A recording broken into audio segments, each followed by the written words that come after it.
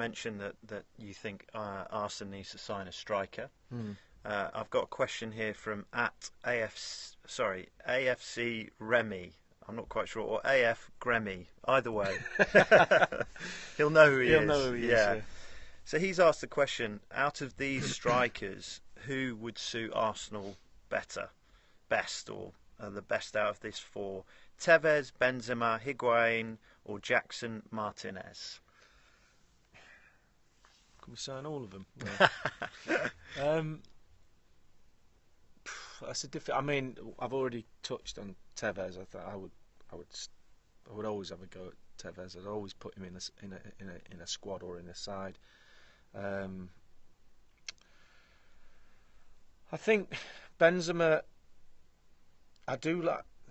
Part of me likes him and part of me doesn't. So sometimes I look at him and I go, really, I'm not quite sure. But then sometimes I see him from Madrid and I think that's exactly what we need. A clinical finisher, and would he play well with Giroud?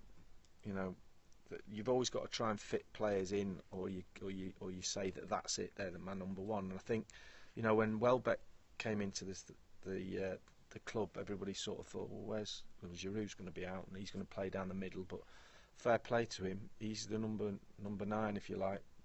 The centre forward who's taken his chance, and Welbeck had injuries, but he's still there, and so I would probably like to see a little bit more of a Tevez type around him, to feed off his touch and his size and strength at holding the ball up.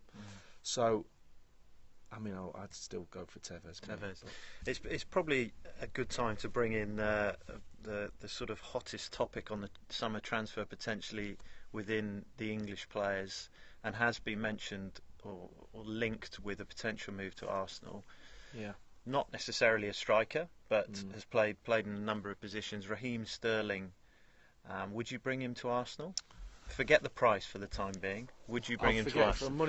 No, he's clearly going to cost a few quid. But I did hear 50 million. Right. But let's just park that for the moment. Would you bring Raheem Sterling to Arsenal?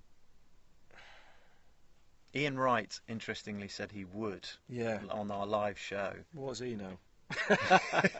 No. Well, if Ian Wright says so, then I'm going to have to agree with him. No, do you know what? I don't know whether I do like him as a player. There's no doubt about that. I think he's got massive amount to learn about the game. And I think he's been elevated into this position. There's no doubt about his talent and his pace, and this last year has been dreadful for him as he's from a PR perspective. Yeah, exactly. It's been and performance-wise, he's not been.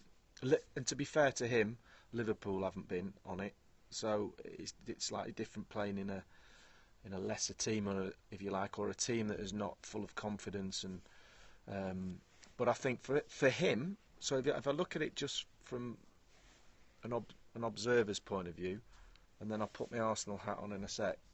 I would 100% stay at Liverpool if I was him. I just don't, at this moment in time in his career, I don't think he gets any benefit from leaving Liverpool. He does now. I mean, he's going to have to leave now. But I think the way it's gone about has damaged him, and I think it's affected his game. But I think the best place for him would have been to stay at Liverpool for one more year and just learn the game more. He's at a club that love him, or loved him, should I say. And I think that environment for him, staying with Brendan and learning again, because he plays in different. I've seen him play right wing back this year. He's played off the front. He's played as a striker. He's played left. He's played right. So, he's been moved around in a team that's not been functioning. So for that reason, and also because they've needed him to maybe because Sturridge has been out to play in that certain area up the top, and he's a talent. There's no doubt about that. But I would stay at Liverpool if I was him. Right, take that at Arsenal. Where's he playing? Well, that would be my next question. Exactly. Where does he play at Arsenal? If Theo Walcott's been resurrected into the new Theo after injury and playing in a more advanced area or through the middle or wherever, then where's he going to play? Is he going to play? You've got Sanchez, who for me speaks for itself, what sort of season he's had. So he's not going to play there. Where is he going to play? He's going to come in. Is he going to play around? You know, it might work to play around Giroud, but that means you've got to leave Ozil out. So because that's where he plays. So would you rather have Ozil or would you rather Sterling? People will look and go, well, I'll have Sterling at the moment because Ozil's still, for me, you know, still bubbling away. Is he going to really have a go at being, you know, he's settled down now. Come on, let's have a bit more every week as opposed to every 2 or 3 weeks.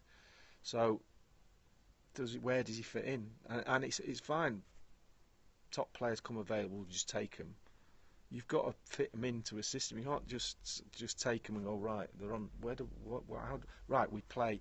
Or you say he's my number one target. 50 million, we're going to buy him, like they were going to do with Suarez, but they didn't get him. They were going to go in and go, right, £1 over the clause, get Suarez, and he was going to be an Arsenal player, but it didn't happen. They ended up getting Sanchez. But then you look now and say, right, okay, well, Sterling's our number one, 50 million, we're going to buy him. But then you've got to build the team around him, and I don't think he's ready for that. Yeah, and so no. It may, in short, no. It probably comes back to what we were saying before. The pot isn't limitless. So No. if you're going to have to choose your priorities, and Arsenal's sitting there thinking, I've got to spend my money wisely. Raheem Sterling might not be spending it wisely. The thing is with Arsene is I know him really well, but I don't sit down. You know, I'm sat with him this morning before we've done this, and I've had breakfast with him before. I haven't got his ear like that. I mean, when I meet him, we talk about football, and sometimes I see him after a game, and we sit and have a chat, and he's very open about his team with me, and I'm sure other people that he trusts, and we talk about it. But I'd honestly think he would be looking now and thinking, we don't need that much. We're really close. I've got a slightly different opinion than that. I don't think, I'm Arsenal through and through, and I want us to be, and on our best day, we're right up there with Chelsea, and we're going, yeah, we can challenge these. But I just think there's still that little bit of unknown. There's still a Swansea away performance in that team for me. That you don't get that from Chelsea. You get them losing, but you don't get a game where they should have won and they lose it, because there's just I can't put my finger on it. I just look and I'm trying to work out what it is, and it comes down to some sort of a mentality thing for me, and I'm not quite convinced. Obviously, the squad doesn't think that, and the team, because they, you hear Aaron Ramsey and Jack Wilshere talking about the team spirit, and great, keep that going, build that team spirit. And I'm not in the dressing room, so I don't know. But from the outside looking in, they're just a little bit off, and I can't put my finger on it why.